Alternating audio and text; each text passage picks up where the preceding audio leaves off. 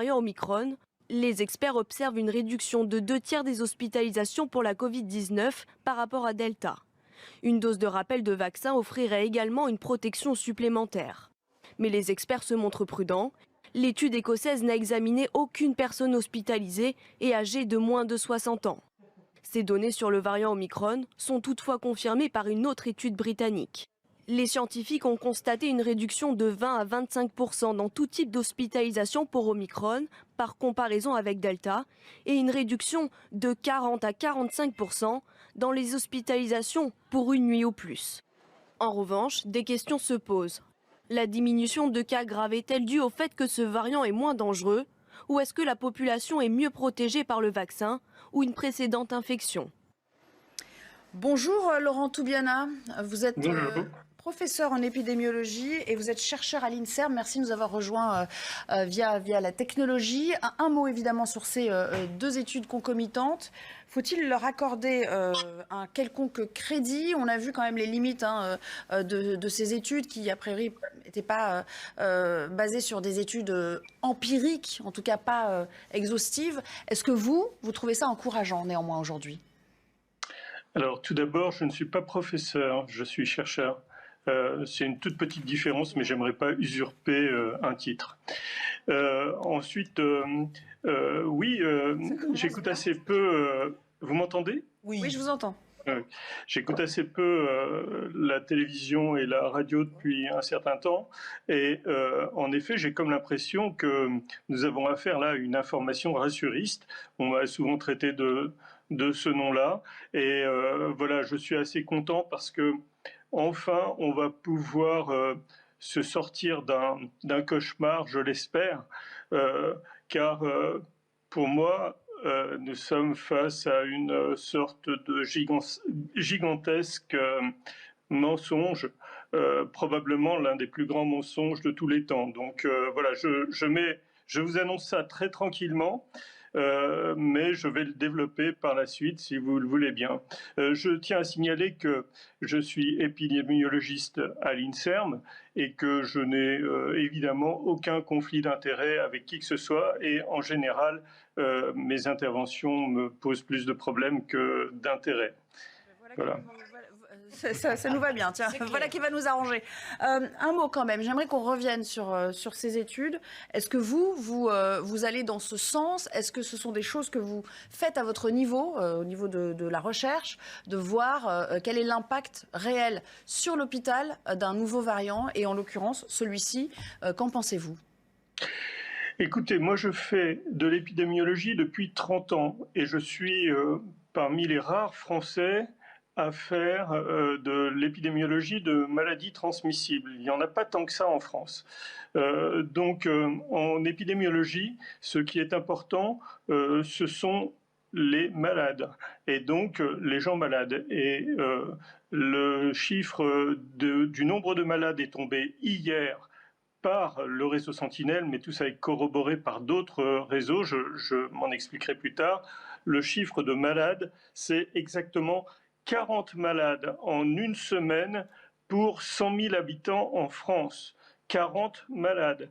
Et comme je le disais, un autre réseau qui est tout à fait officiel, et vous pouvez aller voir les chiffres sont donnés, c'est libre, hein, tout le monde peut y aller, le réseau SOS médecins qui sont les premiers médecins à avoir des malades. Pour eux, c'est 33 malades en une semaine pour 100 000 habitants. On pourrait dire... Donc vous êtes en train de contredire les chiffres qui nous sont donnés. On nous mentirait. Les services de réanimation qui nous disent nous sommes exsangues, on ne peut plus accueillir grand monde, nous mentiraient également? Ou alors il y aurait une mauvaise appréciation des chiffres ou des pathologies?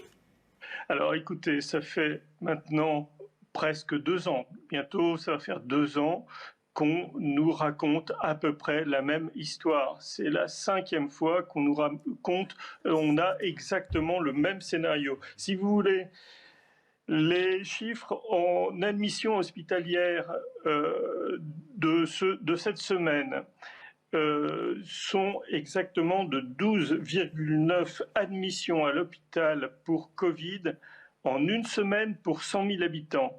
La semaine dernière, c'était 13,1. Donc c'est la semaine dernière que nous avons atteint un pic d'admission en hôpital. Voilà les chiffres. Et pour les admissions en soins critiques, c'est 2,8 admissions en soins critiques pour 100 000 habitants.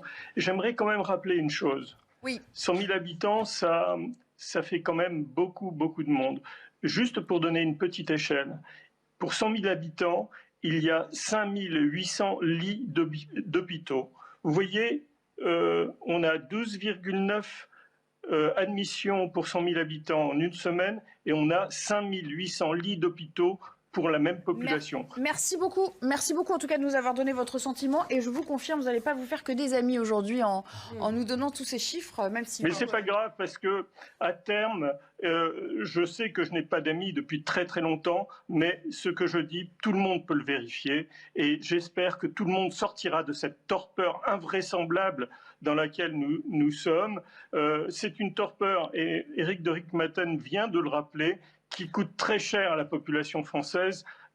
C'est 33 milliards, vient-il de dire. Il faut que les gens imaginent ce que ça représente pour leur budget, à eux, dans leur poche, qui a été pris pour une épidémie qui n'en est pas une en réalité. Merci, elle a été forte au tout début, c'est-à-dire avec 140 malades pour 100 000 habitants, ce qui est une épidémie très banale.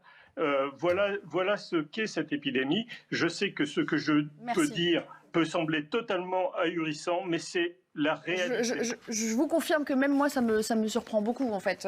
Et je suis absolument sûre que vous aurez des contradicteurs qui vont s'atteler à trouver des chiffres contraires à ceux que vous avancez je les attends de pied ferme. Oui, et depuis le début de cette épidémie... Tout le monde se tromperait, mais pas vous, en fait. Enfin, je sais pas. Comment ? Tout le monde se tromperait, en fait, à l'échelle nationale, sauf vous. Madame, tout le monde ne se trompe pas. En réalité, on a publié une tribune qui a été signée par 2000 chercheurs et professionnels de santé, mais malheureusement, cette tribune a été enterrée. Il y a énormément de gens en France qui ont conscience de ce mensonge. Je suis désolé, mais certaines personnes qui interviennent ne savent pas ce qu'ils disent, ou alors ont des conflits d'intérêts de toute évidence. Merci beaucoup, ça doit être ça. On laisse toujours la place à des voix dissonantes, dont la vôtre aujourd'hui, et qui était merci beaucoup. dissonante par rapport au discours ambiant. J'espère qu'il y en aura d'autres. On en convient. Merci à vous, Laurent Toubiana, de nous avoir rejoints sur l'antenne. Réaction.